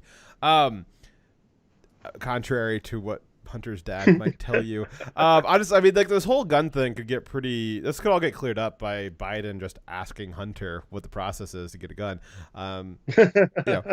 So on the this firearms transaction record, which would have had a copy of the form that Hunter filled out for the background check, Hunter responded no to a question on the transaction record that asks, quote, "Are you an unlawful user or addicted to marijuana or any depressant, stimulant, narcotic drug, or other controlled substance?" 5 years earlier, Hunter had been discharged dishonorably from the Navy Reserve after testing positive for cocaine. And he and his family members have spoken about his history of drug use. And I believe that he's even been, like, I think that he's admitted as a sympathy tactic, like, yes, I am an addict. So, like, yes, he has. Yeah, like, that's been a thing where it's not like, when I first read this, I was kind of like, well, I mean, I don't know if Politico has, like, direct, I mean, I think that Hunter was probably addicted to it at the time of this transaction, but I don't think that Politico actually has, like, the medical records to back that up. But the more I thought about it, I was like, well, it doesn't matter if they got the medical records to back that up. It's Hunter admitted it. Biden admitted that his son had problems. So, and how much of the stuff on the laptops was from that time period? Exactly. So there is corroborating evidence in their admissions, not necessarily medical records, but just Hunter and Joe admitting these things, and the evidence that came out on the laptop that shows that he was at least a user during that time, which would include not just addicted to, but it's asking, are you an unlawful user of? So I think that that's pretty well confirmed that, yeah, he definitely lied on that form. So lying on the form that you're sending in for your background check for purchasing a firearm, lying on that form is a felony, though prosecutions for it are exceedingly rare, which I don't know about that, but apparently the type of felony that it is could result in up to 10 years in jail. And you can be pretty sure that that Hunter Biden's not going to be serving that. During the investigation, because again, this whole thing got started because the police were trying to find the gun that got thrown away in the trash can and then disappeared mysteriously. So the police got involved, and the officer during the investigation asked Hunter whether the gun had been used in a crime. The officer reported that Hunter became, quote, very agitated with me and asked me if I was intentionally trying to make him mad, according to the report. And as you know, you don't want to make a crackhead mad. You won't like him you won't like him when a crackhead's angry. So, I think it's a well-known saying, right? Not really. Oh, okay. Well, it is now. So, yeah, you want to talk about that, and then I'll move on to kind of the next segment that we got here. So the gun did get returned by a homeless man who found it. Did it? Yeah. Oh, okay. That's fun. So it was nice of that homeless man to return the gun. So it's not still out there. That's a fun story. So this will also be during the time in 2018. The FBI during this time is already monitoring Hunter because of various other things. This would have been This would have been about a year before Hunter would have dropped his laptop off at the Mac store and just left it there. It was a pretty eventful time for Hunter. There's a lot of stuff going on for him. He's got a messed up life. Yeah, he does. It's a lot of fun. So obviously, the Hunter Biden loophole is he didn't get arrested for this. He's not been charged with anything. Does he deserve to be charged with something? I don't know. I think that this, I think it can be pretty well documented that he lied on his background check, which I think that should have some kind of punishment associated with it. Certainly, that any one of us who lied on a background check form or, your father gave you a rifle one time to use out behind the barn. You guys got to go to jail for your whole life. It's got to be 70 to life. But Hunter Biden, because he's special, the Hunter loophole, he does not have any consequences for his actions. So, Fox, here's the paragraph from the Political article that you referenced that tells about the guy who returned the gun. It says, days later, the gun was returned by an older man who regularly rummages through the grocery store's trash to collect recyclable items. I thought that was funny, but I didn't think it was important enough to include in our segment. But it is funny. It is. Yeah. It was like because the grocery store too, like that's got a little bit of a story behind it too. Apparently, it's like really, really high end grocery store, and then it's got this like bum behind it, and then there's a high school across the street, and it's like, and it's funny because Hunter's got some he's got some pedo issues that again he probably shouldn't be allowed within 1,000 feet of any schools, but again Hunter with a gun or no less. Yeah. It's been pointed out that it would be probably a little bit funny if there was some kind of like sitcom around their family, and like that is kind of funny. Is like he's dating his dead brother's widow, and then she takes his gun, and then this just the goofy homeless guy behind the fancy grocery store is just like, oh, what's this? And like he has a great time with it, and then Hunter needs to get that's a whole episode of like some kind of sitcom, right? Is like this whole event happening. That's like Sunny in Philadelphia right there. It's kind of like that, just more money. So gun stuff. So obviously in the meantime, Joe Biden's probably not going to comment on this event at all. But that's not to say that Biden's being quiet about gun stuff. He loves talking about gun stuff. We had 2 mass shootings about the last 2 weeks, almost the last 1 week, and they were handled very differently in the media. It was very, very interesting. So we had one that was this really just scumball, gross guy who looked like the kind of guy I don't know. All the mass shooters tend to have kind of a look to them, and I think that we need to get into like profiling again. I imagine that you could just take pictures like this guy and like Dylan Ruth and like all the other ones. I think you could probably run them through some kind of like facial recognition and like build a profile of them and just like You could have an AI do it. Yeah, I think that definitely AI could just like look at their faces and be like, yeah, we should probably take his guns. Obviously, Not doing that. I know. All of a sudden, it's like, oh, it's okay when the AIs do it. No, but they definitely all have a look to them, which is, just shave and just I think the Jordan Peterson idea of like, clean your room. Yeah, I think applying that to yourself, take a little pride in yourself. Make sure you're keeping up your hygiene. Maybe go lift something heavy and go work out a little bit, because a lot of these guys are not the healthiest specimens in the world, and they definitely look like if they maybe just took a little time to do some hygiene, maybe they wouldn't hate the world so much. So just keep that in mind. But we had one of them was this. I guess, quote unquote, sex addict, whatever the hell that means, who was frequenting, they called them Asian massage parlors, but it sounds like human trafficking hubs, but, that's a different story. And that turned into this big narrative about, this like, white attacks on Asians are through the roof, and it must be because of Trump saying China virus and all this stuff. And 90% of the attacks on Asians, hate crimes against Asians in the last few years has been in blacks on Asians. Yeah, the statistics, they really, really wish the racial statistics weren't the ones that they are. So like, we're perfectly willing to sit here and not reference racial statistics and say like, oh, well, blacks commit a lot of crimes. But when the left is just like, not only do the statistics not say that, they say that whites commit the most crimes and whites commit the most attacks. And it's like, okay, well, now that you're going to reference the statistics, the actual data says literally the opposite of that. So, I'm not the one who's bringing race and criminal statistics. They're the ones that are bringing race into criminal statistics.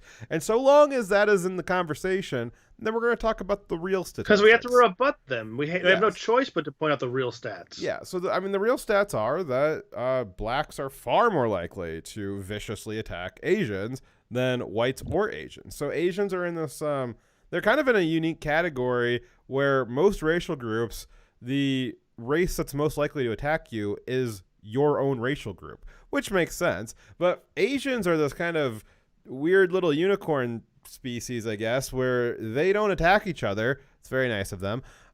We could probably learn something from that. And they are very unlikely to be attacked by another Asian. They are approximately equally likely to be attacked by a white person, and they're slightly more likely than either of those to be attacked by a black person. Is it statistically significant? Should we craft policy around it, like just rounding up black people just to protect the Asians? No. I don't think it's something that we should be developing policy around. But I don't think it's something we should be lying about either. There's a difference in how we reference those stats and the way they reference them. When they reference, that the more, even though it's a false stat, they say more white people are, mass shooters. They're saying that white people are more prone to or more likely to do that because there's something wrong with white people, right? Instead of looking at individually why those people did those things and, having an equal system of law that treats everyone based on their actions, not, their skin color, they're saying, no, the skin color is the problem. When we reference it, we're not saying that black people are evil or are bad, and that's why they commit more crimes. We understand that there is a whole lot of context that leads to that outcome. And it's probably that there are communities that are predominantly black that are being taught things like the hatred of Asians, saying that Asians are embodying white supremacy and are actively oppressing black people, and that we realize that there's those kind of contextual things are what cause the violence. It's not their skin color. They say it's the skin color is the problem, and they use these stats to validate it. We're not saying it's the skin color that leads to these outcomes, but this is still a useful tool to understand, okay, well, what's wrong with these communities that's caused these problems? So, again, kind of a tale of two narratives here. So we had this guy went and shot up the Asian, I guess, human trafficking sex shops. Human trafficking parlors. And he killed 8 people. 6 were Asian and 2 were white, and the 6 Asian kind of took the spread of Asian a little wide there. There was from basically as there's a lot of groups that are identified as Asian that I guess I don't know. I wouldn't immediately identify them as Asian. I get a lot of the Pacific Islands in there that are, considered Asian, but, maybe they're not Chinese, certainly. So, you had a pretty broad spread there of types of Asians, and then you had 2 whites in there as well. And the media kept reporting it as 6 Asians shot, and just totally forgetting that there was 2 white people in there, and they weren't reporting it as 6 shot. They're reporting it as 6 Asians shot. And it's like, what on earth is going on here? And then that was obviously used as a big call all over the place for, okay, well, we got this white nationalism, and it's going after Asians and all this stuff about white people and all this, it's just white violence. It's just off the charts. And so that's what that whole narrative was. And then about a week later, we had a second shooting. And this guy looked a little fair-skinned because, well, I guess contrary to popular belief, I guess Syrians are rather fair-skinned. We had a Syrian immigrant who shot 10 white people and has a social media history and a, history known by friends and family of being... And the FBI. Yeah, and the FBI. That's another thing, is the FBI, man. They just, oh, wow, yeah, we had him on our list, and we just didn't do anything about it. This guy has just all of this ridiculous, crazy pro-Islam, anti-West stuff. He was very mentally unstable. He thought that, racists were trying to track down his phone and hunt him down, which, I don't know, maybe he got a DNC app on there or something. But he had all of the woke politics, identity politics stuff that the left has, all their conspiracy theories about, this, white patriarchy and, the institutional racism and trying to keep minorities down. He believed all of it, and he thought that they were coming for him. He thought that the white nationalists were coming for him, and he was an insane person. But, why did he become insane? Well, the media basically made him insane by creating all these false narratives, and he believed it. And he used that and shot 10 white people because of Islam. He was somebody who supported ISIS. You run back through his past, and it's just the gambit of any time that there's an Islamic shooter. It's always the same background. His was not really any different. What's this video, Dyer? It's a new release from 6 hours ago of inside the child detention facilities. Okay, we'll wrap up with that. And so the initial, because the guy was so fair-skinned, the initial report was, it's another white mass shooter. And the left was like so happy. They were over the moon that there was another white mass shooter who beat the last guy, and they could just keep on going with this gun control narrative, because that was what it was with the first guy with the Asian human trafficking parlors. Was it's white supremacy, white nationalism, white violence. We got to do gun control now because of the whites, and we got to take all their guns. And then this guy happens, and they're so excited because he's fair-skinned, and they're like, all right, same thing. Whites, well, he didn't die, so, we know that he was a white guy because he didn't get shot by the police. They probably took him to Burger King. He's probably a white nationalist, white violence. We gotta keep taking the guns. And then, to their chagrin, 2 hours later, they find out, like, oh, crap, this guy is actually a Syrian migrant. He's Muslim.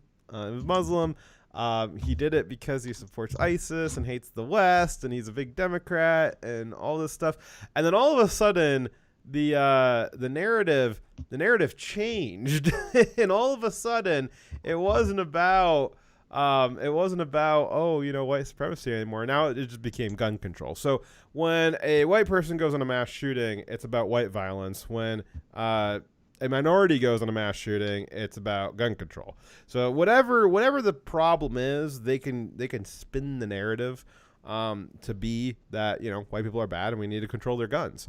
And it was just really incredible to see that in real time, because we know that happens anyways, right?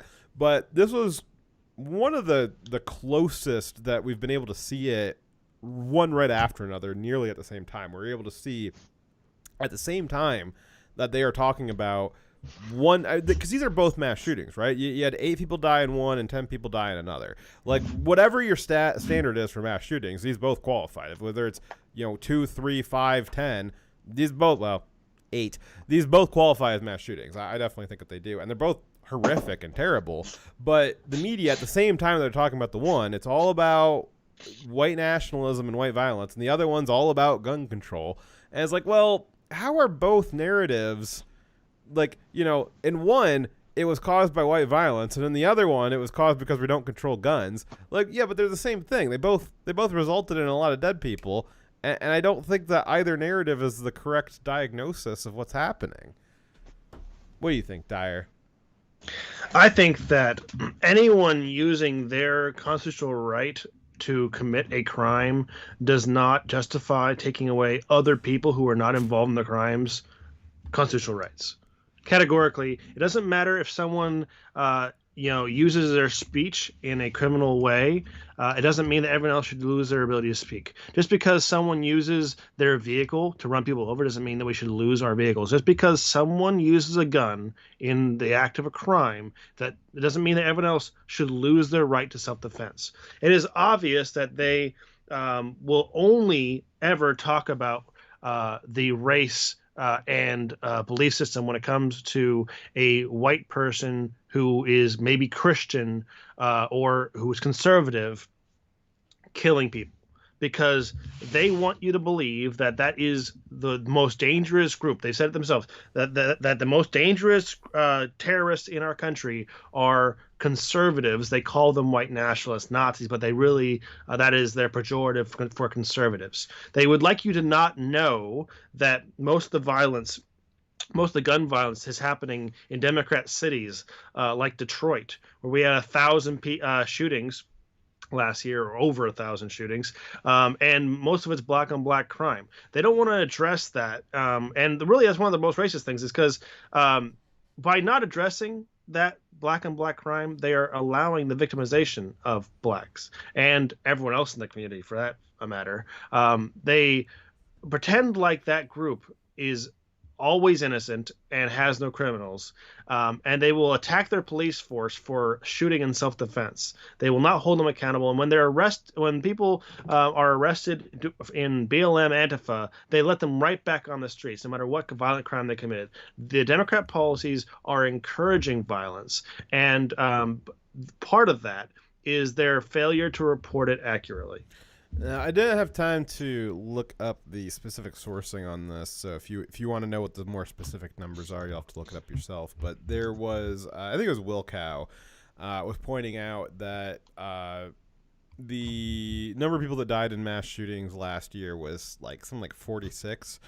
But they also counted someone. Well, hold on. Accidentally firing into the ground. So let's say that it was over counted, whatever. So total number of people last year, 46. Last week, just in Chicago, about 100 people shot and killed. Yeah. So what is the bigger issue? I mean, maybe white nationalism's a nationwide issue. I mean, it's not an issue, but is it the most important issue? I don't know. Not compared to 100 people being slaughtered a week in Chicago. Maybe, I mean, we don't like white nationalists. Yeah, but maybe your rifles. Maybe they're a problem. I don't think that they are, but maybe there's a discussion to be had about it. But is it as big a problem as 100 people dying per week in Chicago? I certainly don't think so. Very rarely involve rifles. Yeah. So there is this giant disparity between the deaths. Again, you want to talk about people, you don't wear a mask, you're basically murdering grandma. Meanwhile, Andrew Cuomo's literally murdering your grandma. And just the Democrats, just their focus, just such an inability to prioritize. And the Republicans, too, on certain other things. I mean, that's just kind of the the name of the game, that the plague of our politics right now is a complete disconnect between being able to prioritize things. And realistically, I think that's what's going to lead to the general, to get real dark, the general collapse of society is just a complete inability to prioritize things. When you don't have the ability to prioritize things, you're going to end up inefficiencies, and a modern society cannot operate for an extended period of time when everything's inefficient. You will eventually be unable to sustain the current society, and you're going to start sliding back. And what does that look like in the age of technology? Yeah, it doesn't look great. It doesn't look great. Okay, our show's out of time, so let's just do this video real quick. Alrighty. You didn't get a chance to do your story, but I think it's your fault. Where do you want me to start on this?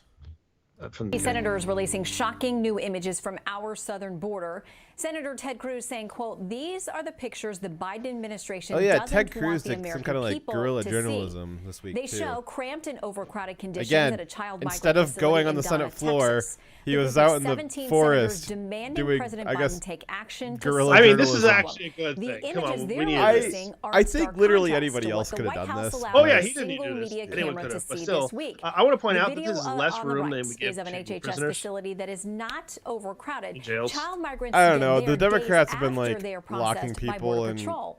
Oh my God, that's a really bad Reality picture. President That's Biden so making bad. claims Oh about the no. border that aren't entirely lining up with The Democrats have been. I guess I should be flattered. People are coming because I'm the nice guy. 28% increase in children to the border in my administration. people want to see this, don't they? 31% in the Trump last said you year can't see the video. in 2019 before the pandemic. In the Trump. We'll play it again. We'll talk about it while it's playing in the background. Now I'm showing it.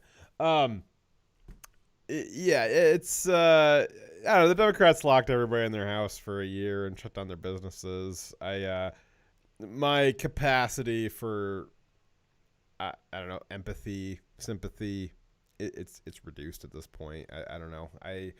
I'm not encouraging. I'm not suggesting that we do this on purpose. I'm not suggesting a final solution of any kind, but I don't know. I mean, this is what the Democrats wanted. This is exactly what they ordered.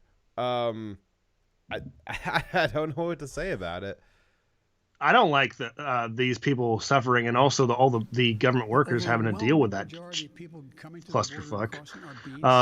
But it's also important to note this because of how they described Trump and how he was maliciously torturing immigrant children. And look what he's doing. The hypocrisy matters. Well, yeah, and Biden was asked during his press conferences, like, do you approve of the conditions that the migrant children are in? And Biden's like, come on, man, of course I don't. And it's like, oh, really? Like, oh, really? Is it something that's like out of your control and you didn't personally do it to them? So, you don't like it, but it's not your fault? Like, oh, wow, I wonder if that applied to anybody else. Huh. That's crazy. Weird. So. Anyways, you got to see it here. Our show has run long because we actually have we're 3 minutes over. Today. My goodness. I know, it's a whole 3 minutes. Anyways, I gotta put the kids to bed. Thank you guys for being with us on the show. I think we had some pretty good topics, actually. Thank you for doing all the writing, Fox. You're amazing. I appreciate you. We'll see you guys on the next Saturday. All right. Well, no, we'll see you. No, actually, we won't because next week's Easter. Oh yeah. If we do a show next week, it'll be early. Yes. All right. Dire Wolf out. All right, Chaviz.